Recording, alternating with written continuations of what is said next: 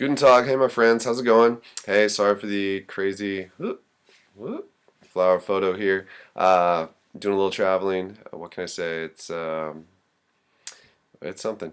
Hey, I hope everyone's doing well. I want to do a quick video today about anniversaries. So, whether you have one right around the corner or it's a ways away, you definitely have one coming up sooner or later. So I wanted to speak briefly to it because it can be probably and it will be a difficult day for you. So just wanted to say one thing, which essentially when you have your anniversary coming up, there's going to be maybe a couple things that one, you may think that it's going to be a big day, and if you're in a situation where there's like protracted silence and there's just no communication, that this is going to be the day where all your prayers are going to be answered, that everything is going to work out, kind of God's timing is going to line right up with your anniversary date or Christmas, or fill in the blank of whatever big day you have coming up.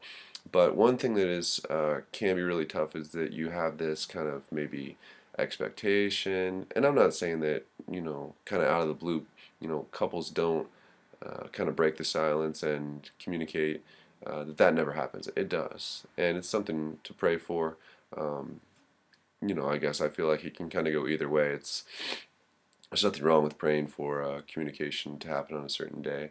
But what's tough about it is that it's going to be a hard day for you anyway. And if you kind of amp yourself up for, oh, this is going to be the day where everything changes, and the and it doesn't, and well, that's going to be a little tough.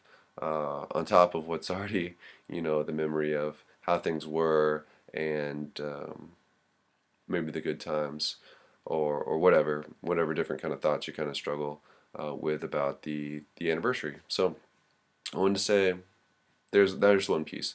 Here's the other piece, and I will say that this wasn't something that I came up with. I'm going to talk just very, very briefly about just being proactive and making a plan. And I didn't come up with this idea on my own.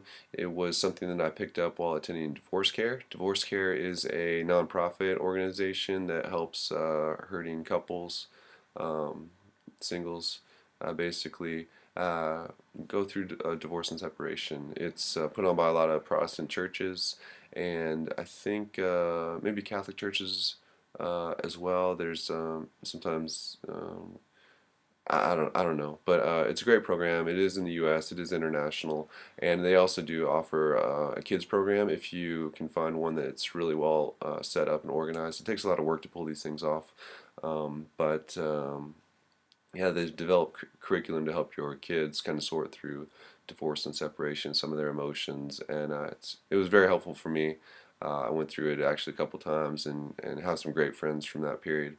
So one thing that they suggest is to be proactive, make a plan, and just make sure that you just don't sit at home and isolate. That you call people, friends, do a group thing, and people, if they've been through what you're going through, I think they'd be more than understanding and generally willing to set some time aside and just let you pick what you want to do. It's cool because you get to pick the activity, and honestly, I mean, you can have a great time on your anniversary even while you're uh, divorced or separated, and that may come as a surprise.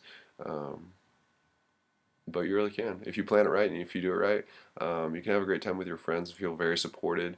Uh, you know you don't have to feel lonely and all that other stuff. So that's probably my number one piece of advice. The last thing is just when it comes to anniversaries, they're similar to other days. They're not in a league of their own. Similar to Christmas, New Year's, your birthday, their birthday, the kids' birthdays. All these days can be tough if you find that things aren't how they used to be. Maybe you don't have your kids and it's just you, and how are you going to sort through these things? It can be really tough, and I don't have any new advice. Just, go out, be social, think out of the box. Don't feel embarrassed to, accept or even ask for help that, you wanted to spend the holidays with, you know, uh, somebody maybe that's just not in your own immediate family, your close friends or whatever. It's not weird, but just don't make it weird. Just go out and ask for what you need, and things will go a lot better that way. I was gonna say one other thing.